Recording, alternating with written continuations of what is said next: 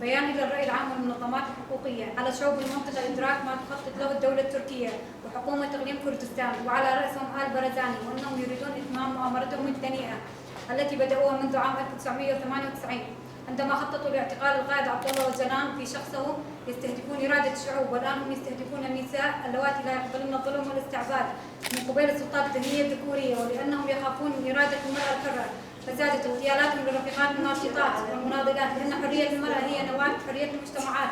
لذا ندين ونستنكر استهداف النساء أينما كانوا، وآخرها كان استهداف جينا أميني وزينب صاروخان، واليوم يستهدفون الناشطة الحقوقية المناضلة نكهان أبكار ساد في باشور كردستان.